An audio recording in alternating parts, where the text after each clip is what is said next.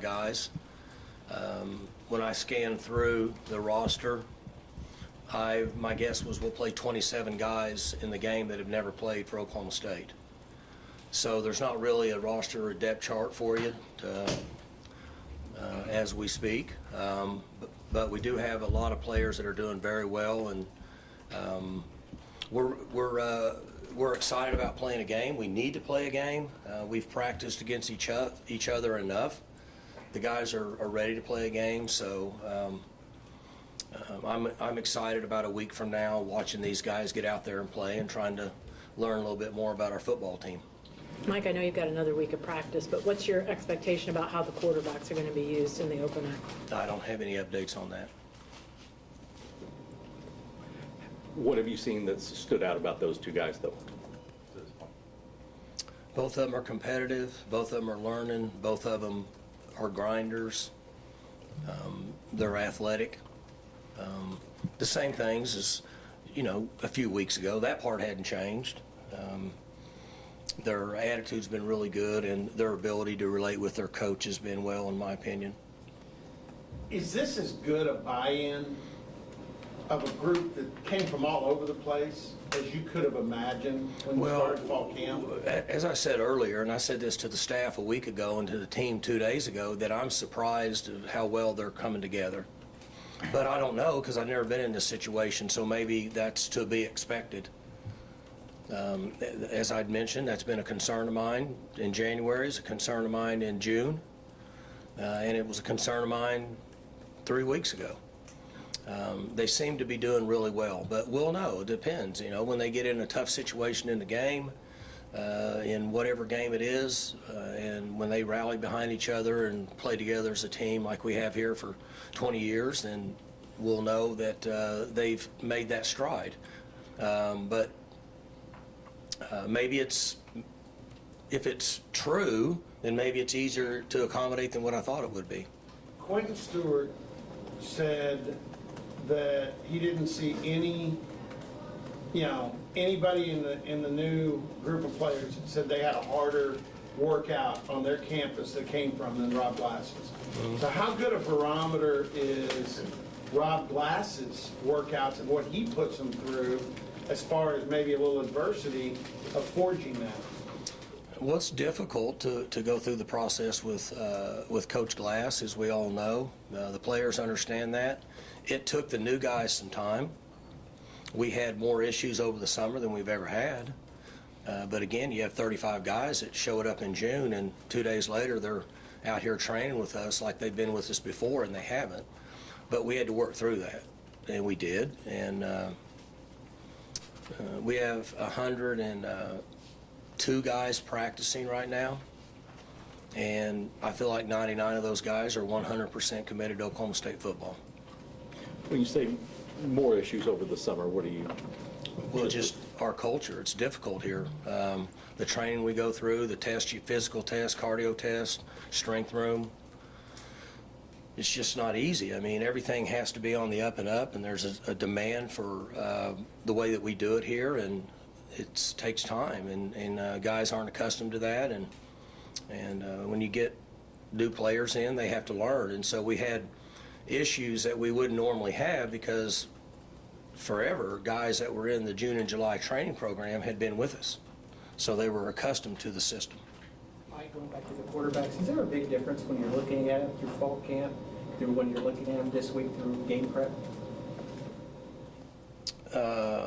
What do you mean? In terms of just getting ready for a game and looking at an opponent, a specific opponent, is there a big difference when you're trying to evaluate quarterbacks?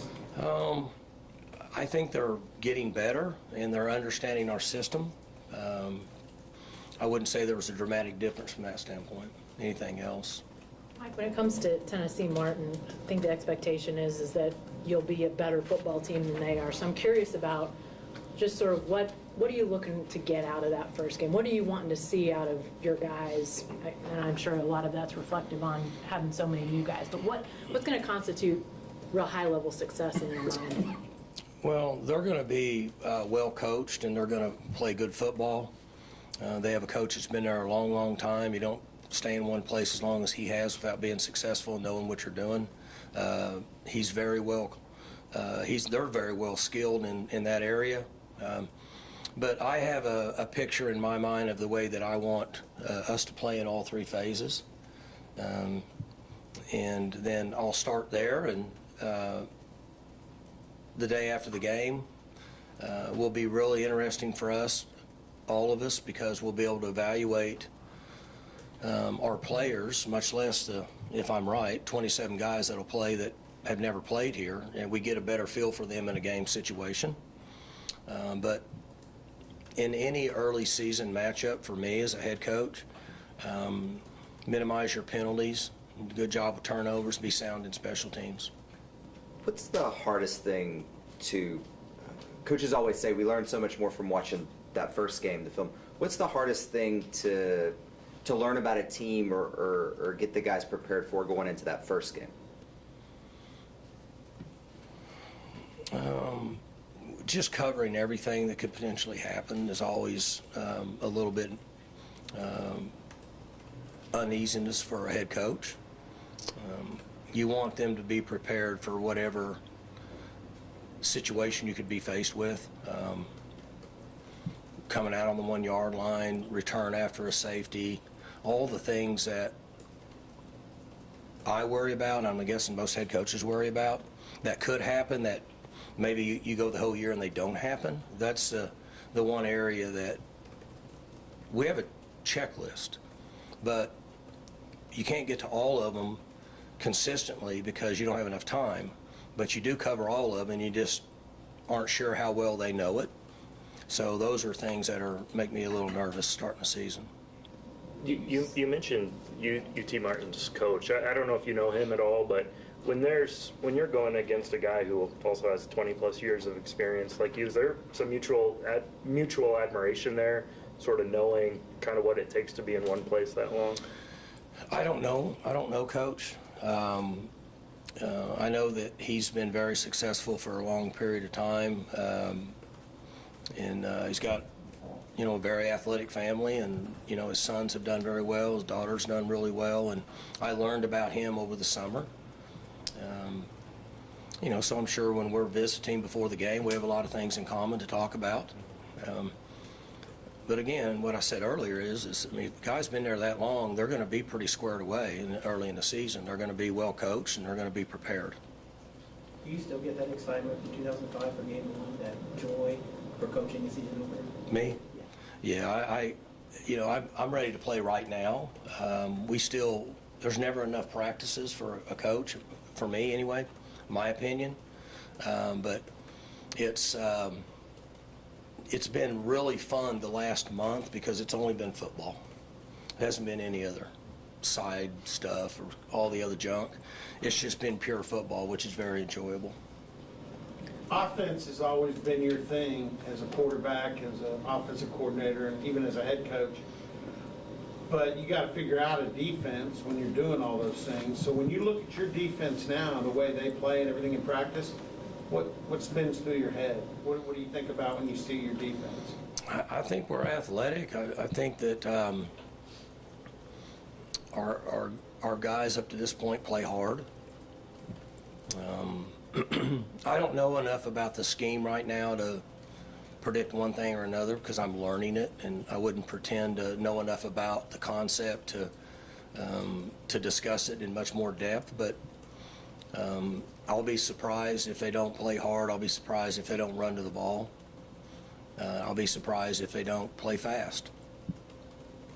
Mike, in the times when you've had to fix something, whether it's a bad season and situation, whatever it is, whatever you've done to get back on track, which you always have done pretty quick, whatever that was that worked, does it still work since the sport has changed so much?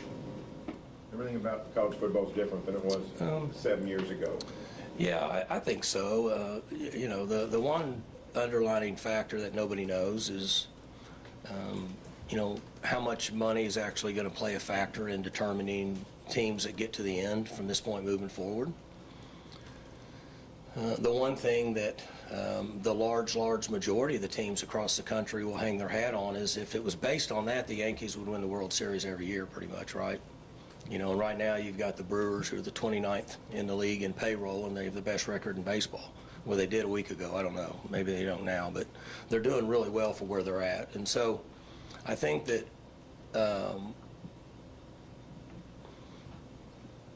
in my opinion, the best way to describe it is that for us here at Oklahoma State, our core values and principles haven't changed. That's what we believe in. And I think at the end of the day, from what I've seen over the last 4 weeks, is that it still factors in football and college football. As I mentioned earlier, that's what's been fun over the last 3 weeks or 4 weeks, however long it's been, is that now we're just back to playing football and there's not many distractions. So I'm not sure, you know, but I would say with what we do here at Oklahoma State, we're going to stay with our core values and principles. Are you able to set internal expectations on a team that is all coming together like this, or do you sort of need to see them play before you know how good they can be? Well, I don't have to. It doesn't make a difference anymore, right? You know, I've said this for years. Up here early in the season is a good thing. You get to play them all, and if you keep winning, you get to go further, and if you lose, you get dropped back. And so we have expectations for our team for this game, and then those expectations should improve to the next game and the next week and the next week and on down the road. That's the one thing that in this organization for 20 years that I have always stressed. Our team needs to improve each week. If not, there should be a good reason why. Maybe we have injuries at key spots or so on and so forth. But otherwise, our team should improve each week. That's what my expectations are. You said, I think it was back at Big 12 Media Days, that you expected to have to be a little more physical in camp this year just so you could learn more about guys. Was that the case? And what? Yeah, I mean, we were very physical in camp.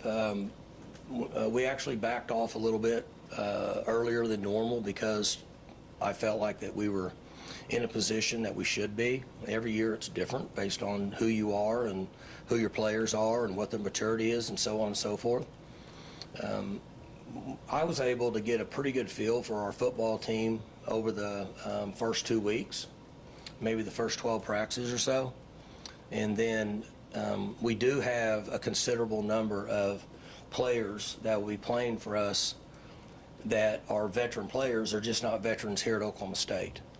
And so my history is when I see that and I see a guy that I'm pretty sure is going to be able to compete on a physical level, then I have to be a little bit careful about how much we do it preseason.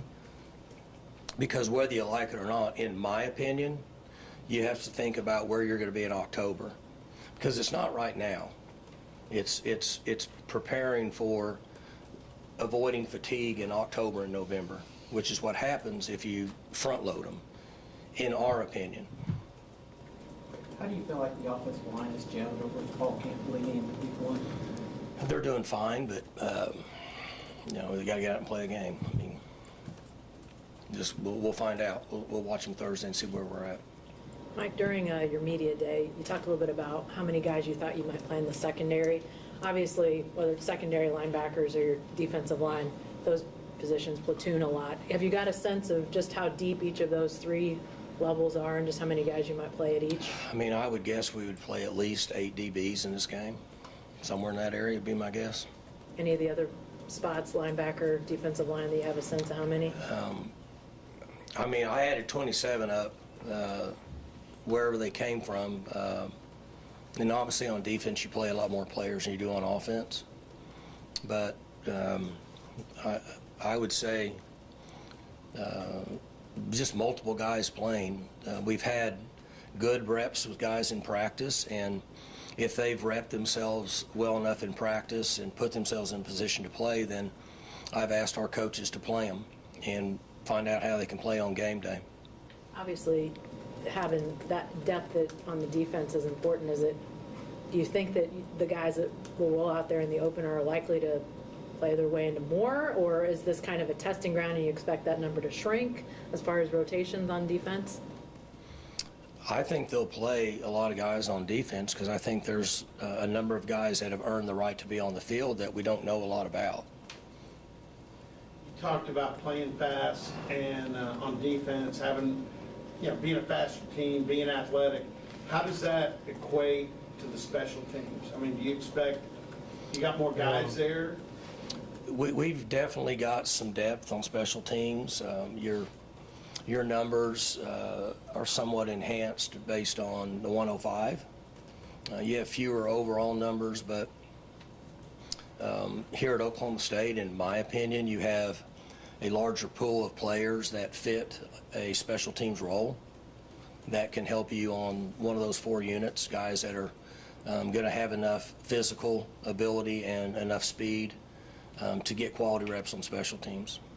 You've also got a kick. Has it been a kicking contest between, the newcomer Gabe? Yeah, and Logan, they chart them and punting and kicking both. So everybody out there has been charted and kept. We put it all away and file it accordingly based on what they've done in camp. How do you find leadership on a team that's got so many new pieces? Is that something you guys try to facilitate, or you just kind of let it happen naturally? There's been guys that have wanted to be leaders. There's guys that have provided that for our team, and that's going to have to take place during games and crucial times. Mike, 35 years ago, you were about to coach your first college game. You remember much about that first game you ever coached? Mm-mm. Remember who you played? Mm-mm. Pretty significant game. Steve Spurrier's debut at Florida. I mean, I remember being in that game. I didn't remember that being my first one. Who the hell scheduled that game? And they weren't Florida yet. They weren't? Florida. They were okay, Spurrier, but maybe. they weren't. Spurrier's the one that made them rattlesnake every year. Yeah. They were pretty good that game. I don't know how many games they won that game, but that year, but they were pretty good. That wasn't his first year, right? Yeah, that was his first year. Oh, was that his first year? Okay. But now I remember that game now, yeah. Do you remember any circumstances surrounding that game? I don't remember anything about it. I think we played in the Orange Bowl. No, we played in, what do you call it? Florida Field? The Gator or whatever. Yeah, Swamp. The Swamp, yeah. Swamp. I don't remember You much. don't remember anything around that game? That had a bunch of campus murders. Ooh. I mean, there was even talk of canceling the game. I don't even remember that. Was it like a serial killer or something? Yeah, I think I saw that on Dateline a couple months ago on one of the Dateline deals, but I didn't even put 2 and 2 together. Do you have an ideal split you'd like to see from the running backs this year? A what? Do you have like an ideal workload you'd like to see from your running backs? I don't have any idea. We've got a bunch of them that can carry the ball, and at some point as we progress through the season, somebody will take the reins based on their ability to take care of the football and be productive. So would you prefer if there was one guy who worked his way into a dominant role at some point this year? Oh, I mean, we've done it different ways. There's times we've had a dominant running back. It's been really good, and guys that come in and give them a few reps. There's been years where we've had guys that were almost equal to reps. We just need to be productive and need to stay healthy. The one issue at running back, in my opinion, is keeping those guys healthy. It takes so many direct hits. Mike, I've got a random one. I know you've gotten to know Mark Dignall a little bit. What was your perspective just on the Thunder's run to the finals, knowing him a little bit and just being a fan in general? Well, I think they did you talking about Mark? Yeah. Yeah, I mean, I think they did an unbelievable job. I mean, I don't watch a lot of games.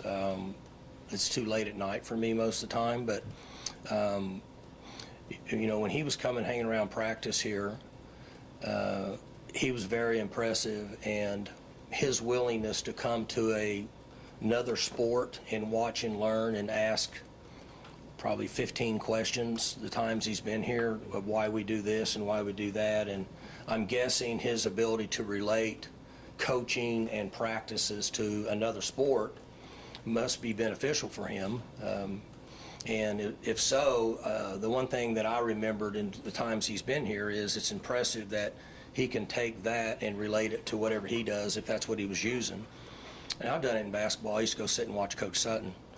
Eddie Sutton, I mean, there's three of them, the coach. That's one reason I'm saying it. I used to go watch Coach Sutton and during his practice because I was able to learn by just watching him and listening to him coach.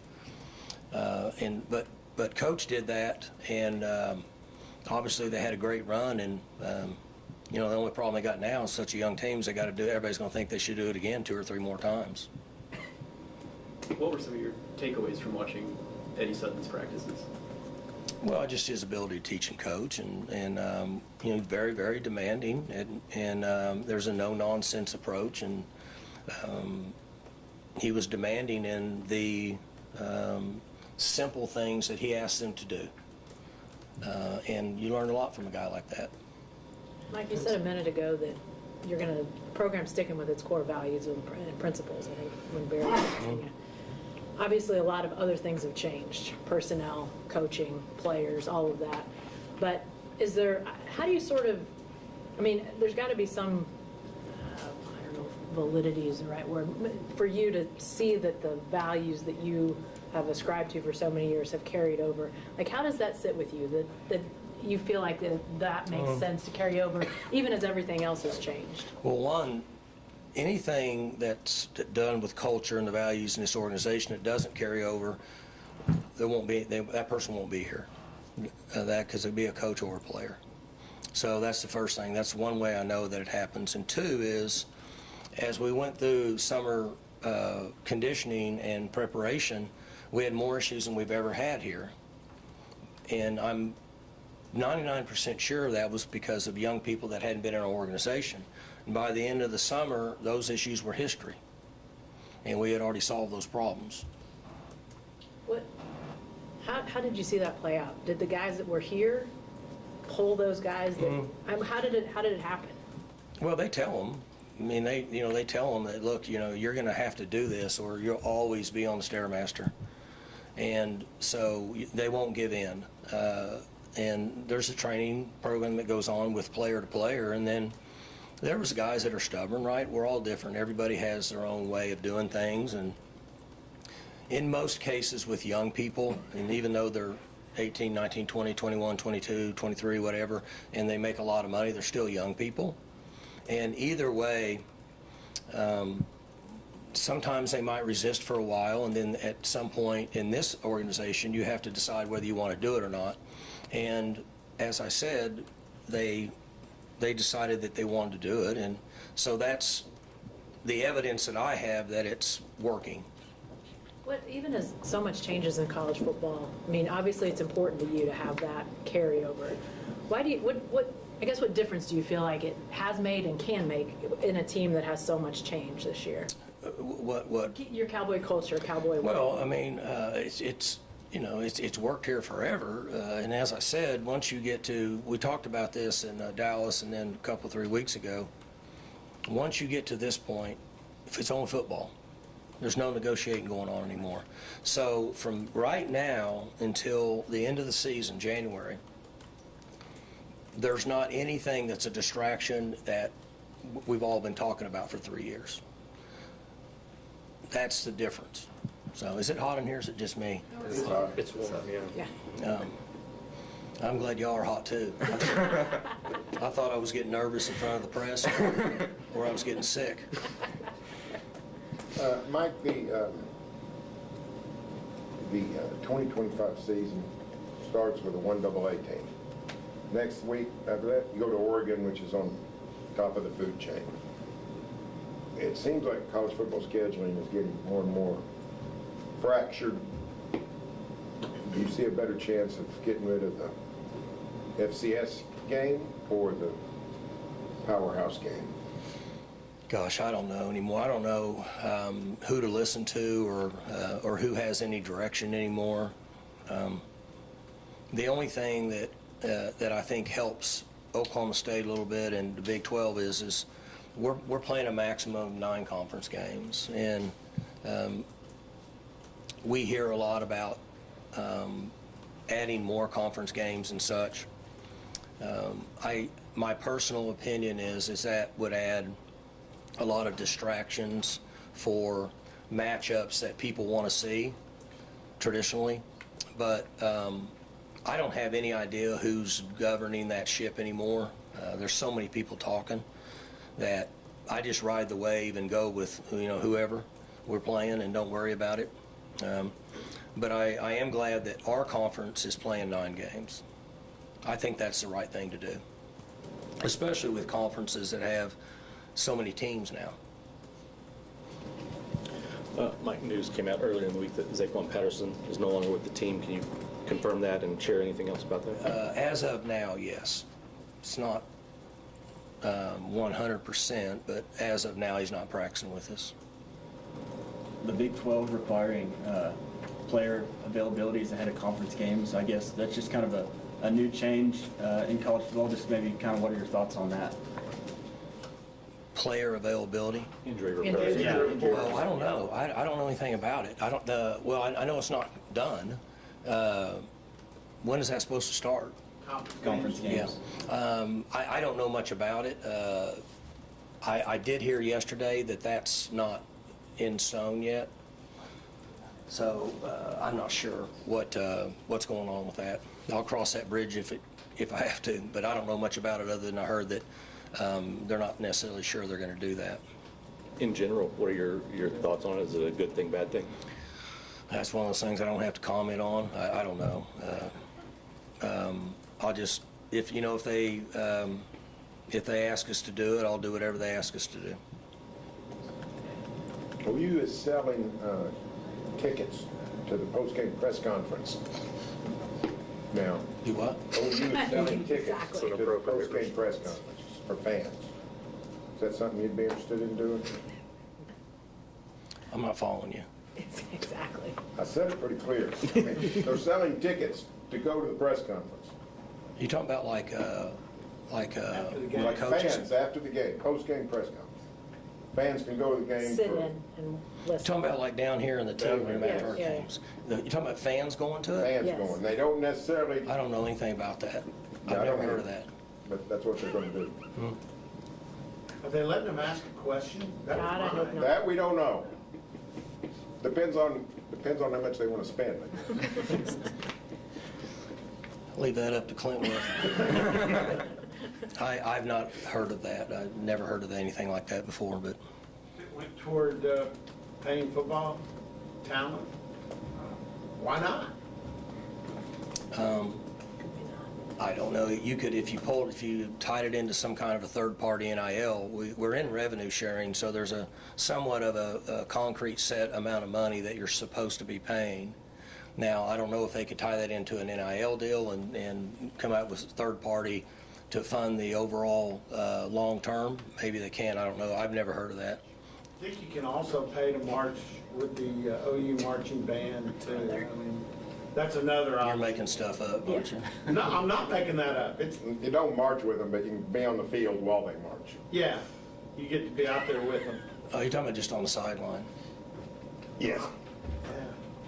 Yeah, I mean, we have people come down on the sidelines. I don't think we sell, I don't know that we do sell that. We don't think we sell that, but, Mike, there's actual games that count this you weekend. know, we need to send some hackers down there, like pay some OSU people to go to that. That'd be a good job for Niedermeyer.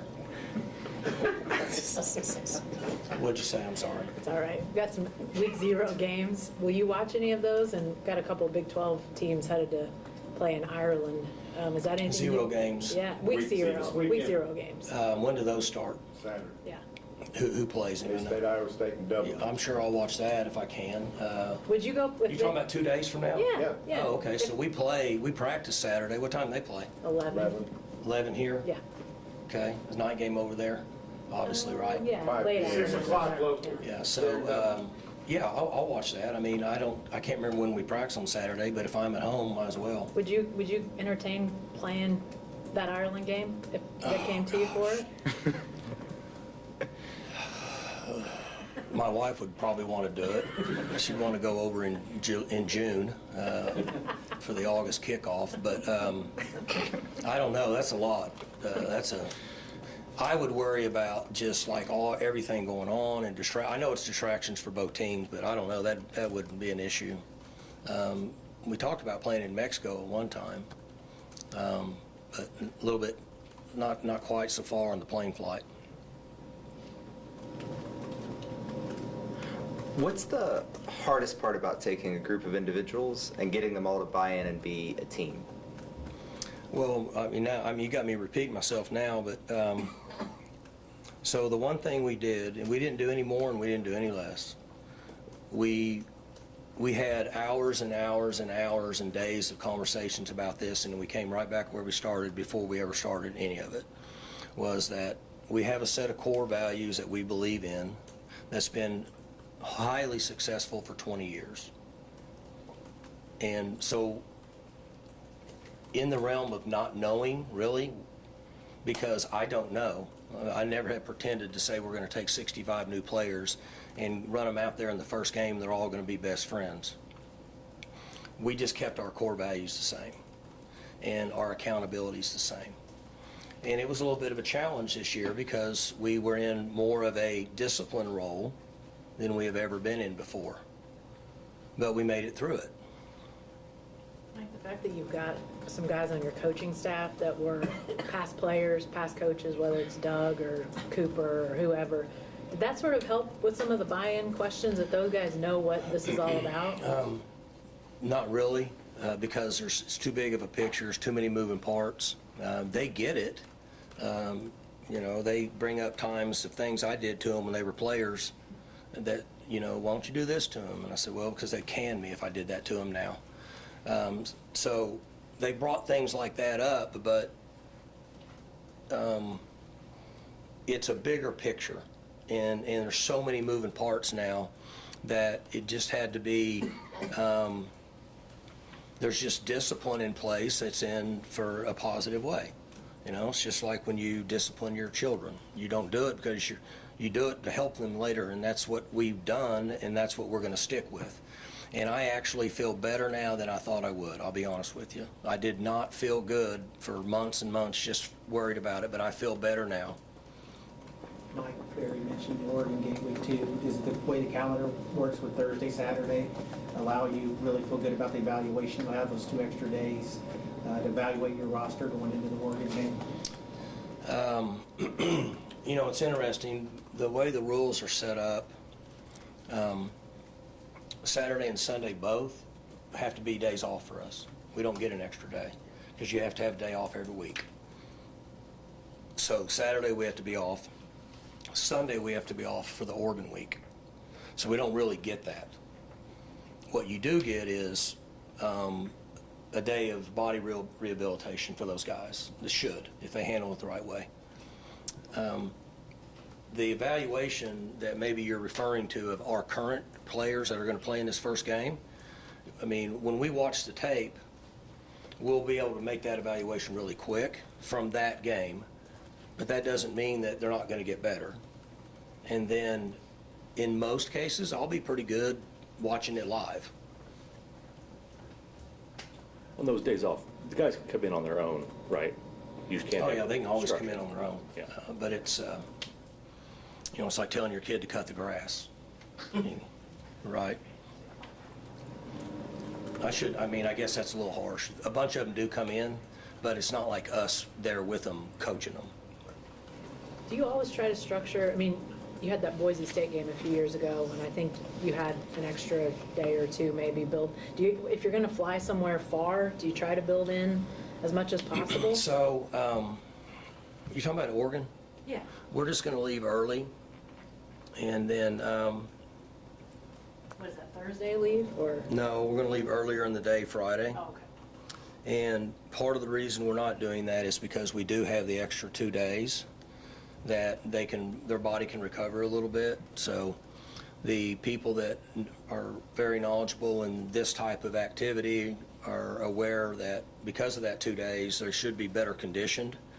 If you don't have that 2 days, a lot of times we'll go out early because it's to get them accustomed to being out there. And, you get dehydrated on flights and all those things. We're 2 hour, I think they're 2 hours behind us. So we're not doing it this time because we're playing on a Thursday. And then you don't have to worry about, you got an off week after Oregon, so you don't have to worry about Coming back. when you're coming back late, which I assume Right. it will be late. Yeah, when we came back from playing Oregon State and Boise, we got back at 6 in the morning. So we don't have that issue on this game. We're supposed to be back at, I think out there we play at like 11, don't we? 12:30, we should be back by midnight. We play 12:30 out there? Yeah, so. Good? All right, guys, thank Thanks, you. Mike. Thank you.